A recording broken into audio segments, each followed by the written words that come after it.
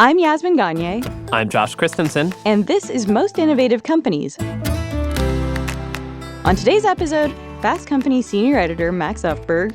Tesla needs to get its recalls under control. Tesla recalls more than any other major automaker. White Lotus star and small business owner, actor and producer Walton Goggins. Pretend like you know what you're doing, right? Because that's what most business owners do out of the gate. And as always, keeping tabs. Didn't he have moldy food wasn't that a thing with Beast Burger? But first, here's the download. The news you need to know this week in the world of business and innovation.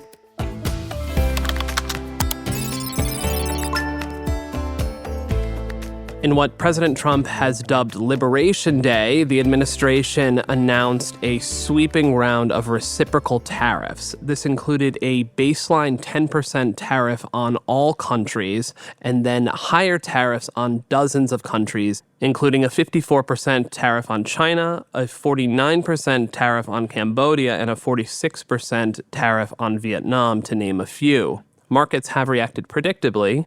As of recording this, the Dow is down 3%, the S&P 500 is down 4%, and the NASDAQ Composite is down 5%.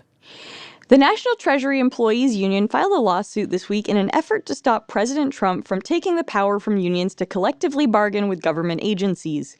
Trump's order claims that exempting large numbers of federal workers from collective bargaining is necessary for national security reasons. Weird. The union said... Yeah, what? I feel like that's what Elon Musk is going to start saying to Tesla workers trying to unionize or this is bad for national security. Yeah. And Andy Jassy, too. the drivers of Amazon trucks. Sorry, national security. You can't unionize. So the union obviously said in their lawsuit that the executive order actually serves to make it easier to fire federal employees. They're firing federal employees? That's happening? That's crazy. I thought government jobs were safe. Oh, yeah, me too. This week, Newsmax, the right-wing cable news giant, debuted on the New York Stock Exchange. You know you've gone off the rail when you're further to the right than Fox News. I know. It's wild. Newsmax is a hilarious name also. It really is. I don't know if Newsmax and then there's One America News Network. That's the other further right-wing. Have I told you about my obsession with there's a conservative Hallmark called GAC? Oh, I do know about GAC. I actually really want us to do a feature on GAC. Me too. I've pitched it. I think it would be fun and interesting. Okay. This holiday why don't we just do a feature-y episode about GAC? Oh, yeah, I would love to do that. Can we get Candace Cameron Bure? Yeah. Back to Newsmax, though. After it closed its IPO last week at $75 million, the company's stock rose over 500% on its first day of trading, which was this past Monday. Then, as of midday Tuesday, shares were priced at around $225 a share, which is peak Tesla area, I think. Yeah. It's pretty crazy high for an unprofitable company. But on Wednesday, shares plummeted back down to earth. Joelle Pineau, the vice president in charge of Meta's AI research group, is leaving Meta after an 8-year stint at the company. Meta is already undertaking a search for her successor. Nice. No more regulation. Yeah, working on AI safety to be specific. So, they should employ their same content moderation strategy to AI safety. Yeah, Joelle, hit us User up though. community If you want to notes. come on the podcast, we would love that.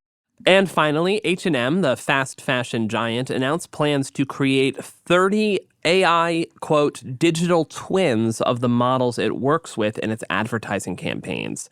The rights to the twins would be owned by the models themselves, allowing them to get paid for their clones' work. H&M has received criticism by labor activists who say that without widespread uptake on AI protections and legislation in union contracts, exploitation is a very real possibility. H&M responded that, sorry, we can't stop this. It's a national security concern. That's not a real statement. I love the fashion insiders who are like, this could be a labor issue. And it's like, guys, there's so many labor issues in your industry. Yeah, we got a lot real, here. You've started caring now. Particularly with H&M. I feel like this isn't necessarily the squeaking wheel that needs the grease. I get it. I think you're right. Yeah. It's like certainly right for exploitation. But again, national national security. Yep. And that's the news you need to know today. So, Josh, if somebody walked up to you and offered you a free Tesla today, would you say yes? I have nothing against electric cars. If it was a Cybertruck, it'd be a hard no.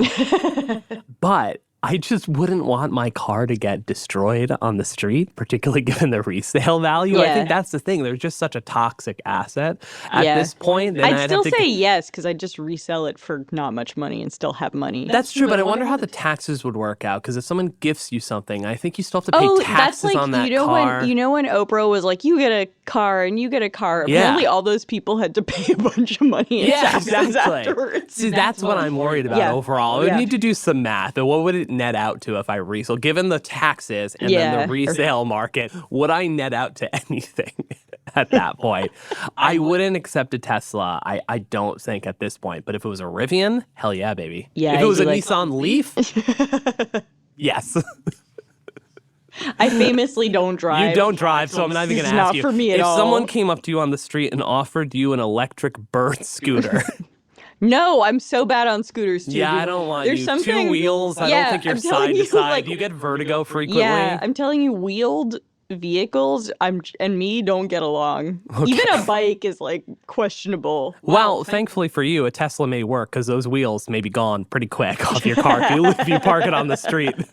Yeah, it'll just become my home. I should also say, we are not condoning violence or vandalism, but we are talking about this because we're finally going to get the Tesla news out of our system in a full segment rather than piecemeal in our Elon Musk corners in the newscast every day. So unless you've been living under a rock, there has been nonstop news about Tesla and its tech billionaire CEO turned shadow president, Elon Musk. Recently, Teslas have been vandalized and recalled, and their value on the secondary market has tanked. In the first 3 months of this year, sales actually dropped by 13%. This week, we invited Fast Company senior editor Max Ufberg to tell us more about what's going on at the company. So before we get into this Tesla segment, I want to ask you, is there a movie or a song or something that always makes you feel good when you hear it? Because I think we need to hold on to that as we go through all of this news, if that makes sense. Josh, you go first. I don't know, anything by the Black Eyed Peas. No, specifically Fergie's All-Star Game version of the national anthem. Oh, that's what I'm going to hold on to. Let's play some basketball. That's what I'm going to hold on to. Max, what about you? Black Eyed Peas, huh? You must be a hit at bar mitzvahs.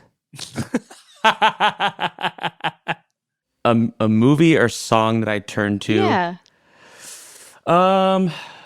Maybe Walking on Broken Glass by Annie Lennox.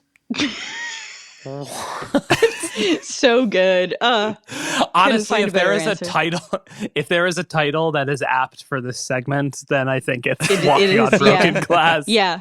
Well, let's move. Speaking of broken glass, there's been nonstop news about Tesla and its tech billionaire CEO turned major political figure Elon Musk. There's been a whole bunch of protests related to Tesla, and I'm curious whether you think that is why Tesla stock is currently down.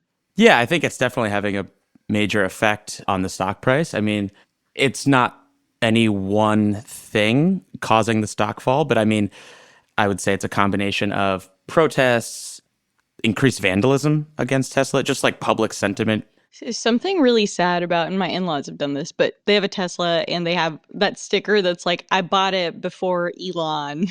Oh, yeah, I've seen those around Austin. Yeah. Well, I mean, I think one interesting thing I've seen, insurance premiums have risen for Teslas due to increased incidents of vandalism. So, yeah, I think the protests are playing a major role, but like so are all the recalls among Tesla products to some extent. So is the low resale value. Like it's kind of a confluence of factors that are all colliding at one time. Wasn't the stock already a little inflated to begin with, though? Isn't that sort of the conventional wisdom around Tesla? Yes, I think some people would say the stock was inflated. That's also arguably a reason why for some investors, like the stock will return to its prior highs. There's generally a lot of positive long-term growth as far as outlook goes with Tesla. So it really depends who you're talking to, but some people think the protests are going to permanently alter the company's trajectory. A lot of people also think it's ultimately going to be a blip, a painful blip, but a blip, in the company's trajectory. Do you think there's going to be activist investor pressure on Elon? I think there will, yes. I think there already has been in some of his companies. I think there's going to be pressure for him to step down or to step back to some extent. I mean, it's pretty unusual to see a CEO also play such a major role in an administration. And if we know anything about investors, they don't want to rock the boat too much politically. Right. This morning I was, as I told Josh earlier, dealing with a cockroach situation in my apartment. Mm-hmm. And in the middle of dealing with it, my husband sent me a photo of Elon Musk with a cheese hat. I believe he then threw it into a crowd in Wisconsin. What is going on in Wisconsin right now? So Tesla is suing to overturn a Wisconsin law that bans automakers from owning car dealerships. And this aligns with Elon's recent surge of political spending in the state. He has particularly targeted judicial races. So Tesla has long sought a workaround to this rule, but this latest push comes as Musk's political PAC is offering cash to voters, signing petitions against activist judges, and kind of funneling money to Republican senators that aiming to reshape the judiciary. So again, this is like Musk's electoral influence is totally tied to Tesla's business interests. And we should mention that Max is referring to the Wisconsin Supreme Court election, which we're recording this on Monday. The election is tomorrow, so we don't know what the results are or if the millions of dollars Musk has poured into that race was successful or not. But you'll know by the time you're listening to this. Now, we've also talked about this, Max, a little bit offline, but Tesla has a bunch of agreements with native lands or Native American tribes, right? Yes. Tesla kind of pioneered this pretty clever workaround because so many states, I think pretty much every state had laws on the books at some point banning car manufacturers from selling directly to consumers. Those laws didn't apply on native lands. So Tesla opened up their showrooms on tribal lands and would typically give like whichever local native tribes in question, they would get a percentage of sales. Mm-hmm. So it's kind of a sort of cost sharing agreement. It's kind of a good example of what pre-politics Elon was capable of doing, which was like he's a clever businessman in many cases. And that was a really smart tactic. I think other auto manufacturers have actually started to emulate that strategy. So we talked a little bit about the sort of social protests and the fact that people just don't really like Elon Musk. There have also been recalls, but there are factors like Tesla's self-driving technology that have led to Tesla's kind of stock high market valuation. Tell me where that stands.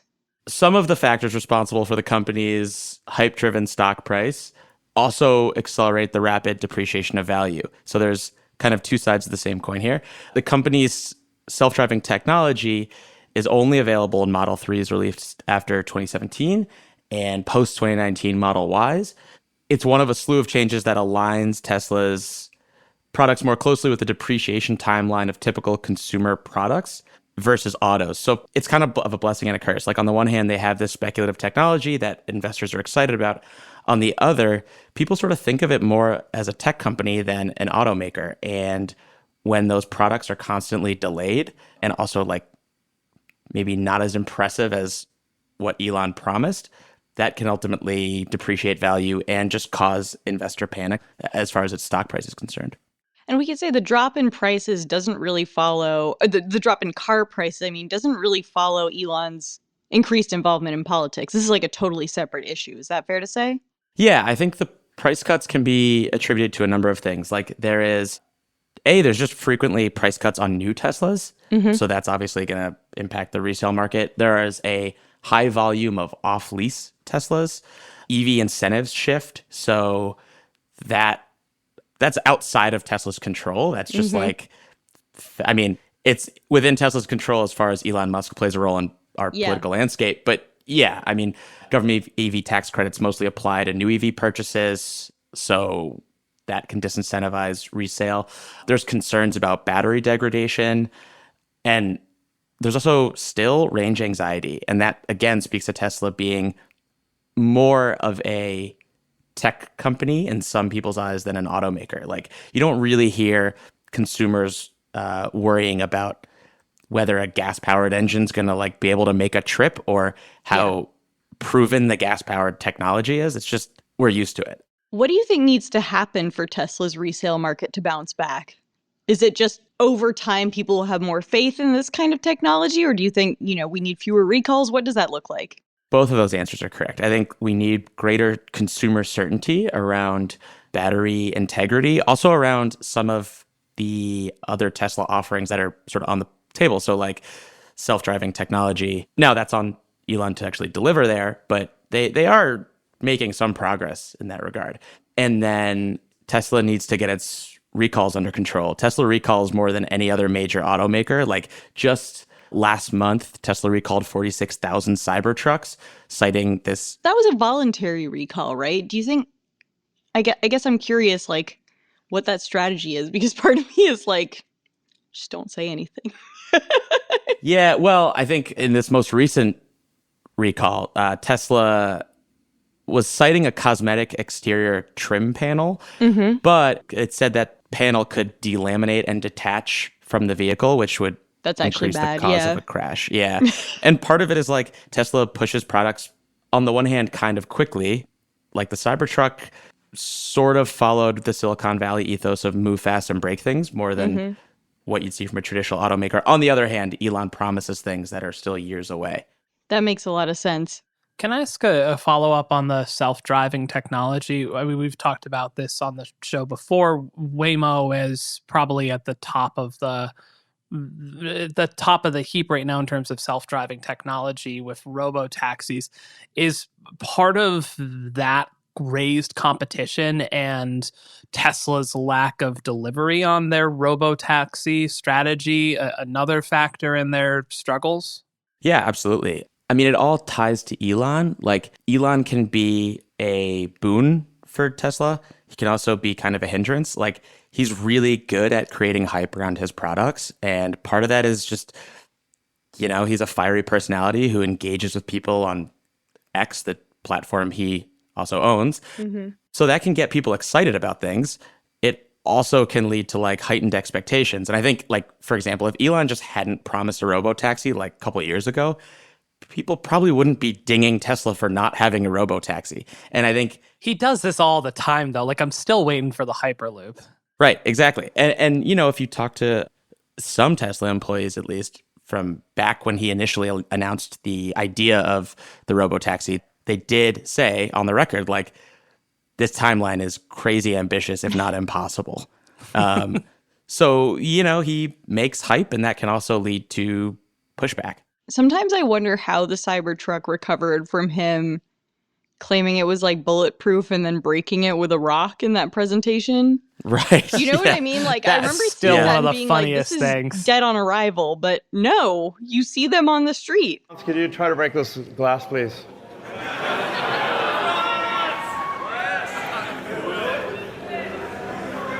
Yeah. Sure? Yeah. Oh my fucking God. Yeah. I am curious. The internet does what the internet does. Cybertruck memes are everywhere. We sort of talked about the transient effect you think sort of social pressure will have on these things, but I am curious what role you think memes play in all of this. I think they play more of a role than skeptics would suggest and less of a role than the meme makers want to say. That makes sense. Like, I think, do they factor in to foment public unrest to some extent? Yeah. And, people are like vandalizing Teslas and Cybertruck specifically, partly because of memes, like inspired by memes and to make new memes. So yes, are they really like factoring into investors' skepticism of Tesla as a brand? In the sense that they're connected to the other things, but not in a huge way. That makes a lot of sense. We've talked a little bit about recalls. We've talked about them not delivering on technology on time. We've talked about the role of memes. I am curious, just when you think about Elon personally, both in terms of his role in government, well, actually, especially in terms of his role in government, what effect that might have on Tesla's stock price. And I say this because it seems like a double-edged sword to me. On the one hand, he has more influence than ever, which could improve things for Tesla, like in Wisconsin. On the other, he seems kind of crazy, and people might not have as much trust in him as an executive. How do you see the street reacting to that, and how do you see consumers thinking about that? Elon is now tied to Trump. So I think how Trump fares is how Elon fares, at least in public perception. And by extension, how Elon is faring is at least tangentially tied to how Tesla is faring. So Trump's tariffs have not gone over well with Wall Street, with Anyone. with just about anyone, right? And Elon, as the head of Doge, is like kind of looped into that, or is kind of roped into that. I think probably Elon's position in the government is still a net positive for Tesla as far as like long-term outlook. I feel like we have very short memories when we think about politics and most things, but like there are Tesla protests today and tomorrow and next month maybe. Will people be protesting Tesla in 6 months or a year? Maybe, but I wouldn't be shocked if they're not. And if they're not, Elon will still be unless he and Trump like blow up or something, which could happen. But if not, then those protests will have kind of died down potentially, and Elon will still be very cozy with the president. And I just can't imagine a world where that's not beneficial to Tesla. Well, the other thing I've been trying to understand, right, is what's going on with gas prices or gas price policy. Remember, at some point they were trying to raise them to, basically sanction or do something to Russia. Then Trump is promising that he wants to reduce the price of gas to like extremely low, which obviously is not great for gas companies. But how does it fit in with sort of electric vehicles? We've seen in the past that when gas prices go up, so does demand for electric vehicles. Yeah. That's been demonstrated over the years. So I think in the near term, it's kind of the same answer. Like if prices are volatile and fluctuate based on certain administrative policies, yeah, that could help at least boost some demand for new Teslas. As we've talked about, like the resale market's not as great for Teslas. In the long term, I mean, they're drilling a lot. Like it's this is a very gas-friendly administration. The challenge for Trump is doing that and keeping Elon happy. But that doesn't seem to be so difficult, partly because Tesla is not just an EV maker, it's also a charging network. And a lot of its value is tied to its infrastructure. Like more and more rival EV makers are now signing on to the Tesla charging network. So it's sort of like if Chevrolet also owned all the oil fields or owned all the gas stations, I guess would be the proper analogy. And that's something that's like crazy valuable for Tesla's long-term outlook. And at the end of the day, I mean, it very much needs its cars to succeed, but it's an infrastructure company as well, which is, Yeah. Right. It's like a whole other category. So even if the Cybertruck flops, which it didn't, but like if it totally flops or its next, robotaxi flops, like it still owns its version of the gas stations. Now, last question for you. Are you still on board with Cybertrucks? Our listeners may remember that last year we were at South by Southwest and Max did say he liked the Cybertruck. I didn't say I liked the Cybertruck. I said it was fun to see because they're so zany looking. I feel like this is revisionist history, but that's okay. It might be revisionist history. A little bit. Oh, roll the tape. Yeah. Roll the tape. Aesthetically, I can't say I'm still super jazzed about the Cybertruck. You also see more and more of them, so like... Yeah, there were a lot in Austin when we were there. I see a lot in New York now, too. Yeah, honestly, I see them everywhere. Yeah. When we first talked, I'd probably seen like 3 in the wild, so it was crazy. You're like this Tron-looking cars on the highway next to like, a Ford Fiesta. Like it's just... wild. You now see them enough that like the novelty is gone, and I can't say it's my preferred aesthetic for a vehicle. Josh and I were discussing how if he had a daughter, he would name it Rivian. It's a beautiful name. Rivian is a beautiful name. Also, Rivian Christensen. It's a beautiful car too. I I'm seeing more and more Rivians around. They were all over the place in Austin because they had shipped them in, right? As sort of like Rivian. Yeah, was Rivian has really a big showroom here advertising. too. Mm-hmm. Yeah, that's a very sleek car that's they're bigger than I thought it would be. But it's more of a traditional looking car, like than obviously the Cybertruck is. Yeah, I see a lot of Rivians here, and I see a lot of Polestars, which maybe not a great name for a kid. Yeah. Well, anyway, beautiful end to our segment. I'm excited to meet Rivian Christensen and Cybertruck Ufberg one day. Maybe they'll be friends. Yeah. We'll be back with Max Ufberg for Keeping Tabs, but first, a quick break followed by my interview with actor and producer Walton Goggins and GoDaddy CEO Aman Bhutani.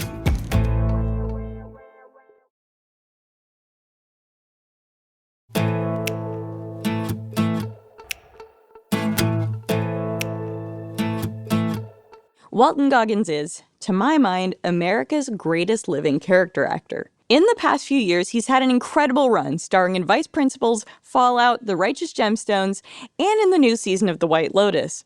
Something you might not know about him, though, is that he's a small business owner. He partnered with GoDaddy to use the company's suite of AI tools to design his website and manage his Walton Goggins Goggle Glasses business.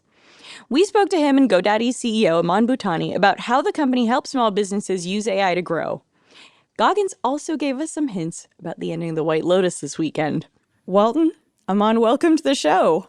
Thank you. Thanks, so happy to be here. Thank you for the invitation. Now, Walton, in 2020, not to bring your receipts up, you said to Garden & Gun, speaking about your alcohol brand, well, I'm not going to sell toothpaste, I'm not really good at selling anything. I would argue you're pretty good at selling things. Why GoDaddy?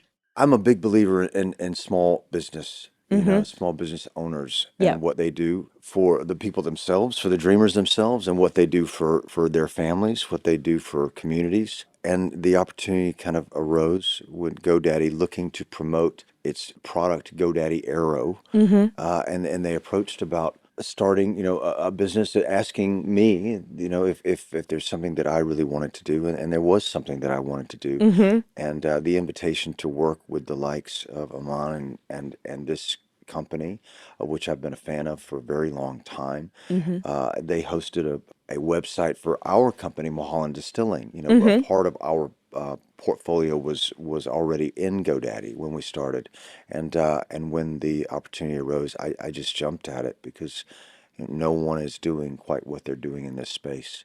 So I want to get to the glasses in a second and how you sort of made it all happen. But first, Aman, why'd you decide to partner with Walton for the Super Bowl ad?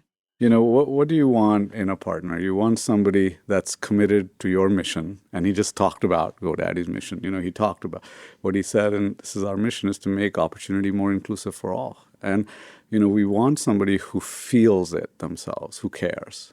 And Walton, from the first moment we met him, cared. And, the glasses are awesome. So we're like, yeah, we're all in. Let's do this. Tell me about the sort of brand identity you're trying to build, because you just rang the stock exchange bell. It's been the 10th anniversary of your IPO. And Sorry, could you repeat that really quickly? Yeah. He just rang the bell at the New York Stock Exchange. That's right. Okay. But I remember some pretty sexual ads back in the day. Tell me how things have evolved. Not that yours isn't, but it's different from Bar Raffaele in a bikini, right? Yeah, what we're about is serving the small business. And in fact, we call it the micro business, because when people think about small business, they're sometimes talking about people that have 50 employees or 30 employees.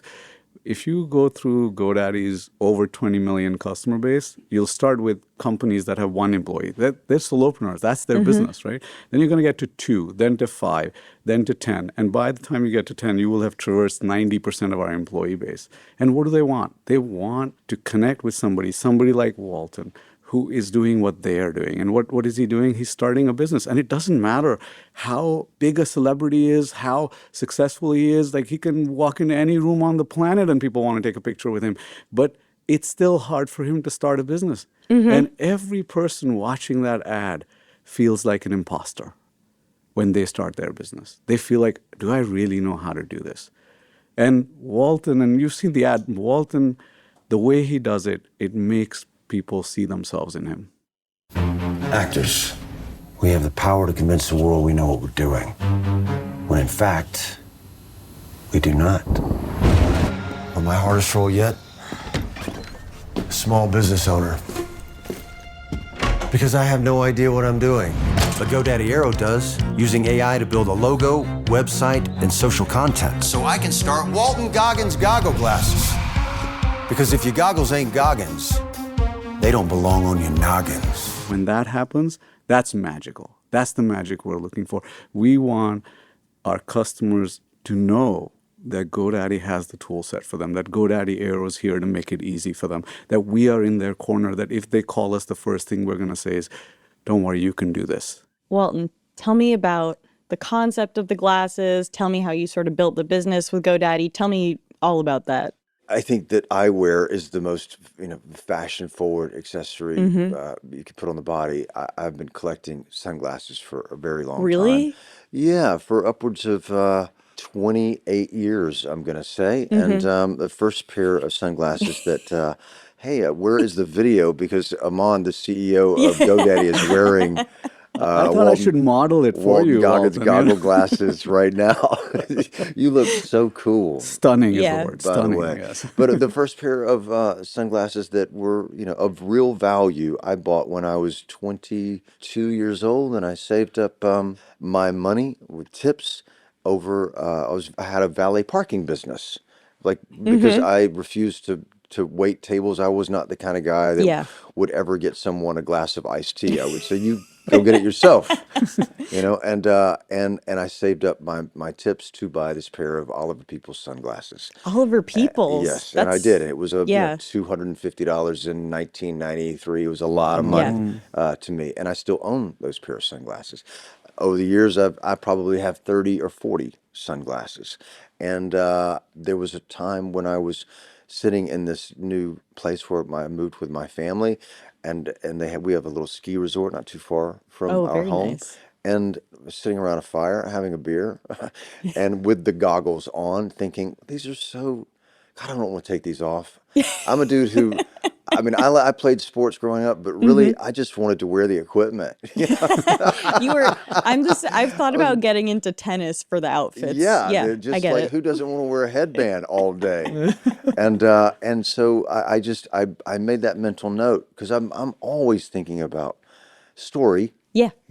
Primarily, but products kind of around that story, and this just stayed in the back of my mind. No one's really done this for an urban or like a sports kind of functional way that also brought fashion into that conversation, and so I pitched them this idea, and they said, yeah, and then the name just kind of made sense, but the things that I didn't know how to do. That's what GoDaddy Aero does, and that is to build a website, that is to procure all of these domain names, that is to regulate your inventory, right? It is all of these other things that they do, and once they really began to show me this product, I was just blown away thinking, had I had this in my life, had this existed from the time I was, 19 years old when I had my first business, oh God, I probably wouldn't be an actor right now, I would have done that, and it was revolutionary.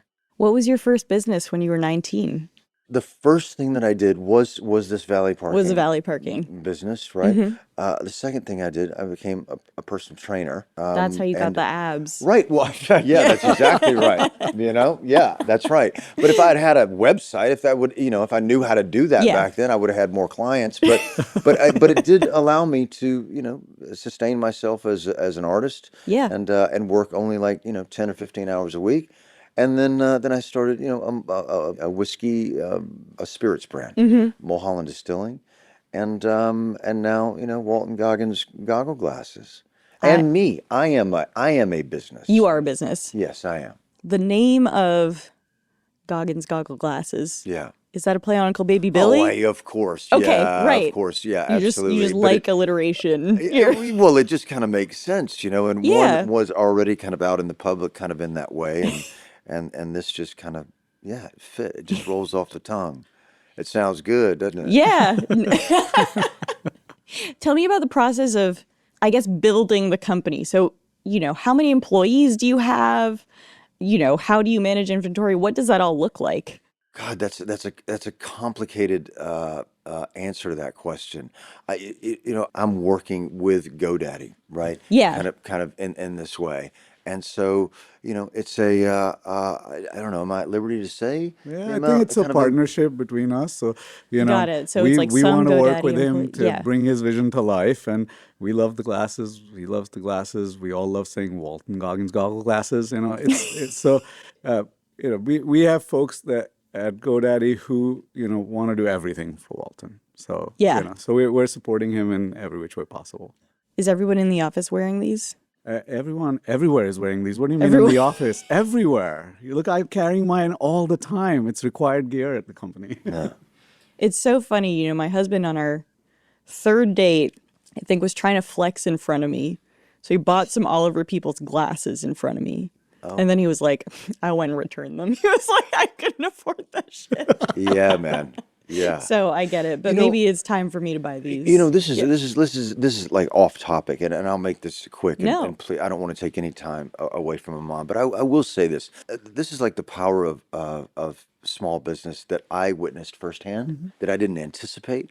And I was traveling in Cambodia, and I went there specifically to donate my time. I just wanted to participate in something. Yeah. And made an appointment with this guy who ran a big nonprofit, and I wasn't really a name at all, and so the guy bailed on the appointment. Like he didn't show up, and I went back twice, and by that time I had this driver that had been driving me around for a week, and I just said, I don't want to know this guy. I knew exactly what I wanted to do, and I went and I walked around this trash pile, which is where people are still look for jewelry, right, from the war, and just walked around with a couple of $1,000s in my pocket and gave it out over the course of a 2-day period. But at the end of it, the guy that was my driver, I looked at him and I said, have you been honest with me about what it is that you want to do?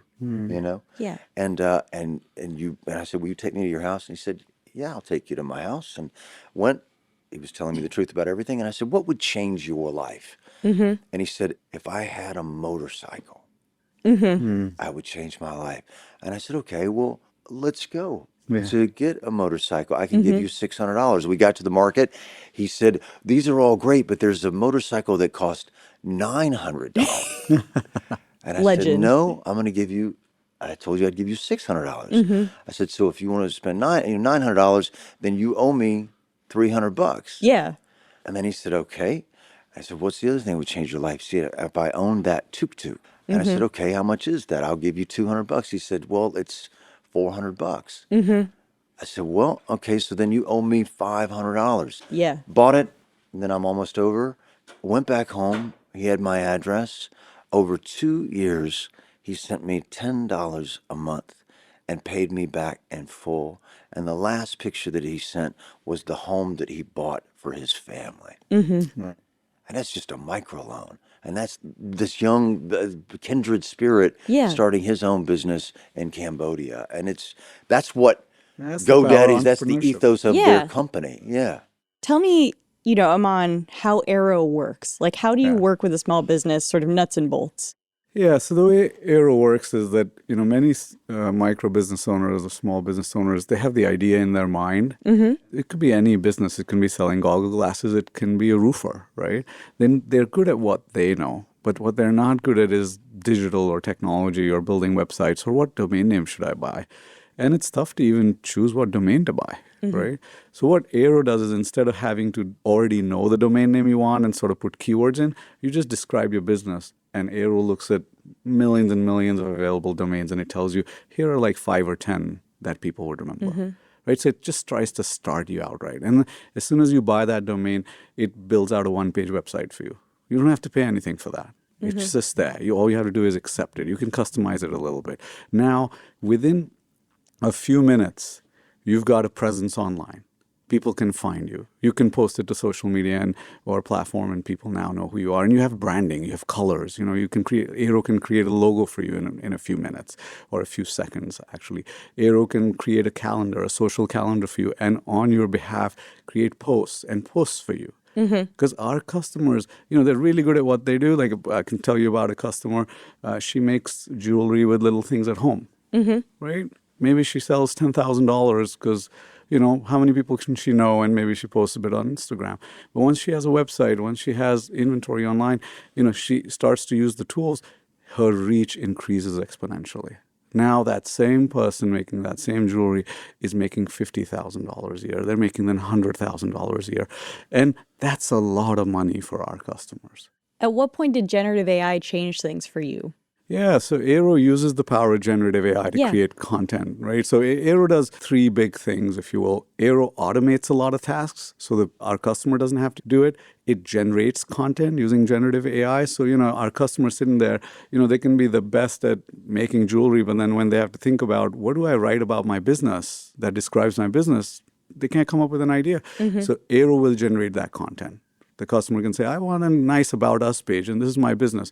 And boom, they've got the content. And large majority of the cases, they love it. Or maybe, their customer messages them on Facebook or somewhere else. We have a little app that all their messages come into that app. And then our customer's like, well, how do I respond to my customer? Well, Aero will generate a message for them. And then they just have to say, yes, send it, right? So that's generative capability.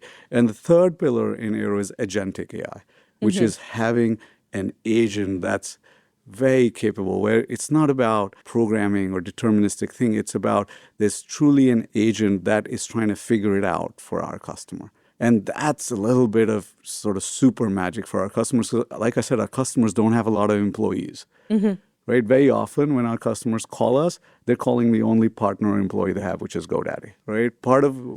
We don't have call centers at GoDaddy. We don't have call center agents. We have a team that's called Care, because that's their job. We call our people guides, because that's what they do. They guide our customers.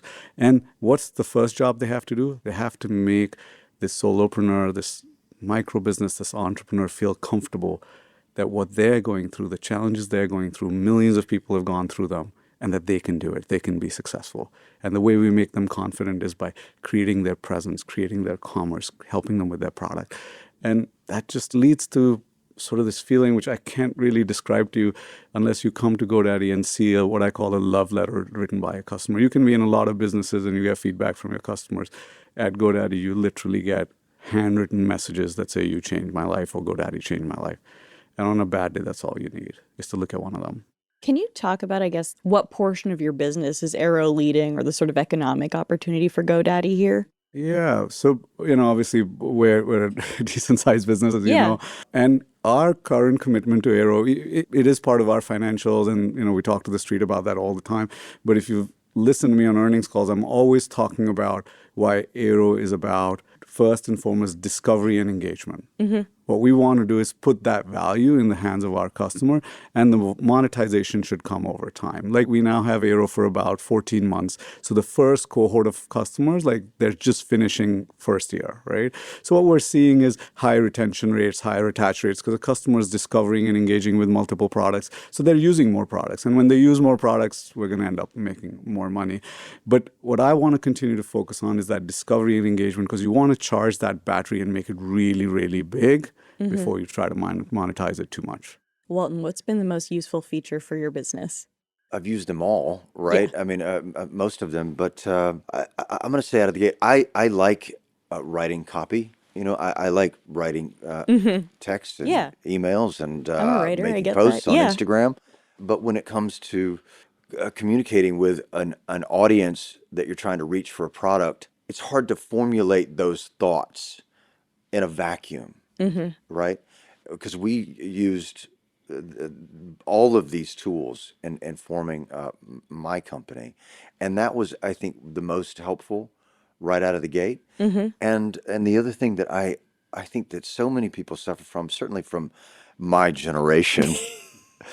I like posting on Instagram. I don't like generating content, to be quite honest with you. I mean, I have the way in which I observe the world and things that are funny to me, but there's an element to this experience that allows you to capture some images or images that it will provide to you, and then repurpose those images in ways that you couldn't imagine, right? And so then all of a sudden, that social pressure that pressure of producing things that are outside of the only thing that you want to produce, which is your product. Yeah. All of that's just it's taken off the table for you. You don't have to think about it in that way. And so all of these tools that Aman is mentioning, they're all extremely practical and useful for people that are just getting started. How did you all come up with the concept for the Super Bowl ad?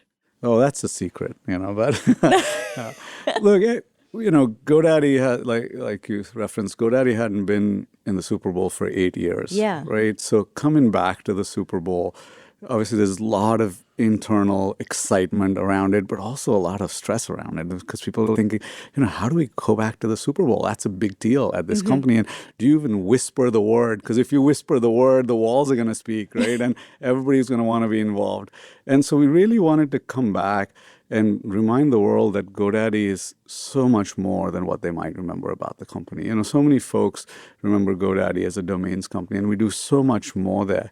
And I think the opportunity to partner with someone like Walton, who had a business idea, who could showcase all of the capabilities in 30 seconds, that's a pretty unique opportunity. And to be able to reach as broad an audience as one can at the Super Bowl. So those are the things that attracted us. And then I think we were just really lucky that we met Walton, and the teams got along really well, and our team loves working with him. I mean, you should see the hugs happening over the last 24 hours as he's sort of connected to all of them again.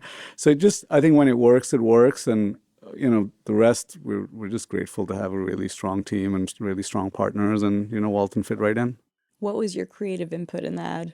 They had this concept, and I think we really just kind of talked about, okay, well, it's so smart, and pretend like you know what you're doing, right? Because that's what most business owners do out of the gate. That's what most actors do out of the gate. I think that's what a lot of people in general do. Yeah. And so we just talked about different scenarios, and like what's the best way to explain that, and how can you mine comedy, but then always land it in some place that is real. Yeah. And it can move you. But GoDaddy Aero, other than being, the innovators that we know them to be, they also just have a wicked sense of humor, don't they? They're very, very, very smart people. And the thing that I enjoyed about it more than anything, obviously the finished product, and the goggles themselves, and in the actual Super Bowl spot, but they're good people, and they're authentic people, and they lean in with their heart forward, and they're earnest and funny, and I'm earnest and I'm funny, and so they don't take it for granted, and they don't take their customers for granted, they don't take their product for granted, and that's how I feel about my work as well, and so it was just a real natural fit. Aman, what's your favorite Walton Goggins role aside from the Super Bowl ad? Like many good things in life, Walton Goggins gets better with time. So he's just getting stronger and better. And I, like millions of other people on the planet, I'm on the edge of my seat. I want to see what happens in White Lotus, and I'm just not asking him about it. I was going to ask you to give us a fake ending. A fake ending. Because this episode will come out before the ending. This is what happens. Everyone on the White Lotus dies. Everyone, including the staff. It's food poisoning. Everyone. Yeah. It is. You guessed it. I didn't want to say it. It is food poisoning. Not from the Four Seasons, mind you. Nothing to do with our corporate sponsors. The show. It's a delivery, an offsite delivery. Off-site delivery. Somebody ordered some bad pizza. There you go. And you mentioned before this, maybe you prepared for the Super Bowl commercial this way too. You don't eat? Well, I eat one meal a day, and wow. I may augment that with a couple of boiled eggs, for lunch or something like that. But I like being lean, not just lean physically, but mentally. I like being a little hungry. I feel more creative when I have an appetite. And we've seen you in so many shirtless photo shoots lately. Yes, there's more to come, I'm afraid. I'm so sorry. My apologies now. I was surprised when I watched the ad. I was like, when's he taking his shirt off? Walton, Aman, thank you so much for coming on the show. Thanks for having great. us. What a Thank joy. you. Thank you for the conversation. Yeah, thank you guys so much. This was awesome.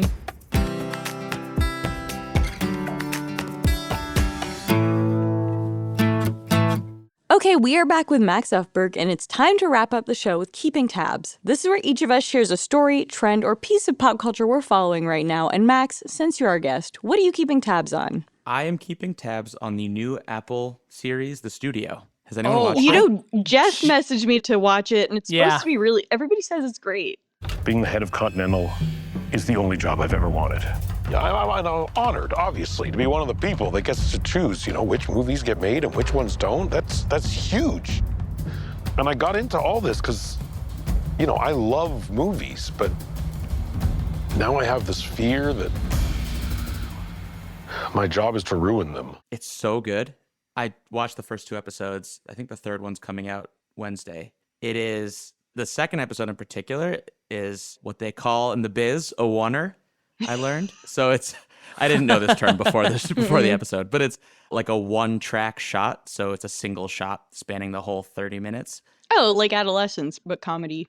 Yeah, I haven't seen Adolescence, but I've heard it's good. Although So good. I think some people maybe were confused about the format because they didn't expect the one-shot approach for every episode. Oh, well. That's on them. That was a little intense for That me. feels- We talked about this with Adolescence, but The Bear did a oneer for one of their episodes in the first season, I think. ER's It's a pilot, one of my favorites. ER's pilot.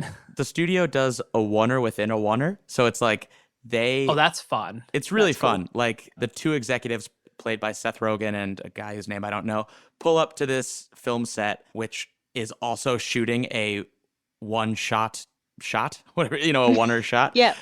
So it like tracks between them and the action going on screen within the screen. It's all very meta, but it's really good.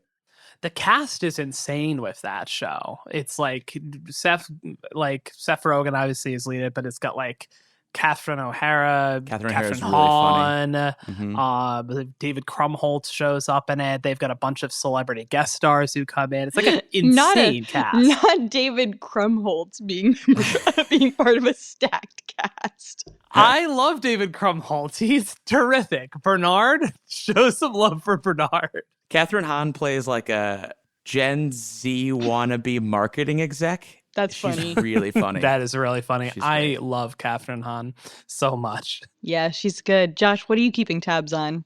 So this popped up in an article in Deadline, and I saw an article on Vulture the other day. But apparently, how James Patterson, the author, like co-authors books. I think he did one with Bill Clinton. Bill at Clinton, one yeah, point. famously.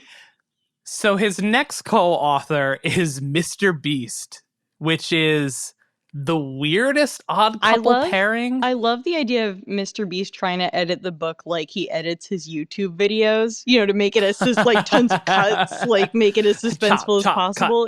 Cut. He keeps trying to make this happen. Like, I feel like we had a story a few weeks ago that Mr. Beast's chocolate empire makes him more money than his YouTube channel. Well, I tried it and it wasn't bad. The chocolate? Yeah. I mean, I'm sure it's not terrible, although didn't he have like moldy food wasn't that a thing with Beast Burger? Yeah. There was some food Well, stuff. have either of you watched his game show?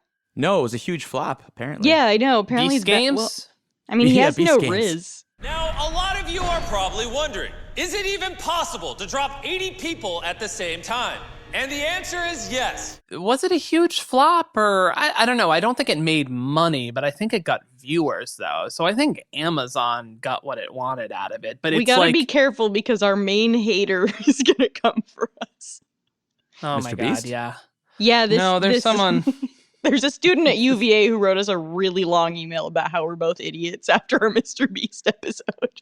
Yeah, really? he's a big fan of Mr. Beast. He was like, overall. "No Well, I mean, offense, you guys are idiots and you don't understand Mr. Beast at all." I was like, well, damn. clearly we don't. He's the biggest YouTuber in the world and Yeah, makes no, so we much have no money idea. and is co-authoring a book with James motherfucking Patterson. So it's just the weirdest like pairing overall. But like the book's going to be like a Squid Game-esque plot apparently overall, which is again makes some sense since Mr. Beast basically runs real life Squid Games overall.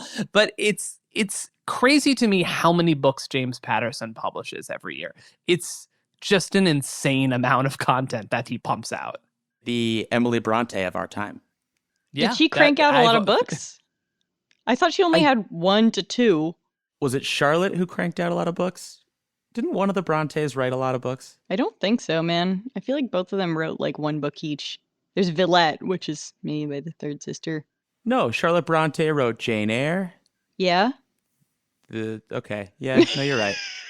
Not so much. We'll keep it. The James Patterson, the Bronte sisters of our time. That's so good. No, Yeah. what's a good... Yeah. No. What's a good comparison, though? Jane Austen. Jane Austen. I don't know. I'm just shooting for long dead British writers. The de Tocqueville of our time. I don't know. Tocqueville of our time. Oh my God, you two are so poorly read. Christ. I don't. What books? The Dan Brown of our time. James Patterson, the Dean Koontz of our time. Yas, what are you keeping tabs on? So I read a thriller over the weekend that I wanted to talk about. It's called Dead Money, and it takes place in Silicon Valley, and it's based around the CEO of a company that is remarkably like Uber, who dies, and its sort of main execs are all under suspicion.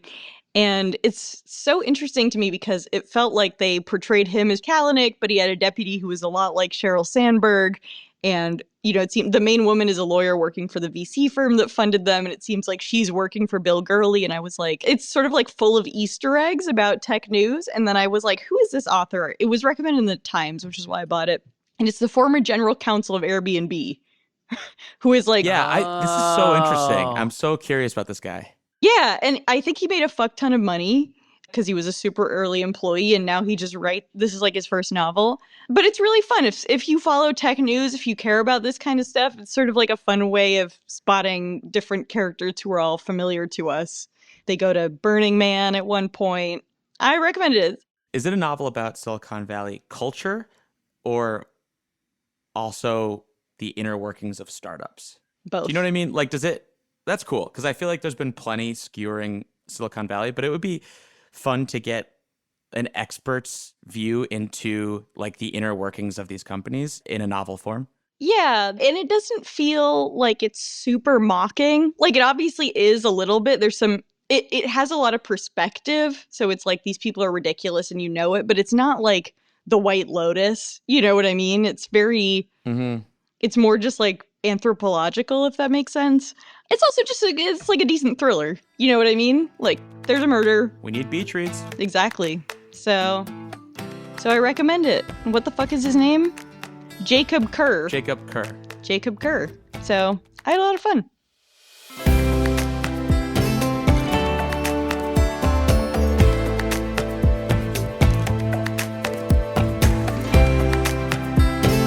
And that's it for Most Innovative Companies. Max, thank you for joining us. Thanks for having me. Our show is produced by Avery Miles and Blake Odom, with help from Sam Gebauer and Hawa Atori, editing by Matt Toder, mix and sound design by Nicholas Torres, and our executive producer is Josh Christensen. Remember again to subscribe, rate, and review, and we will see you next week.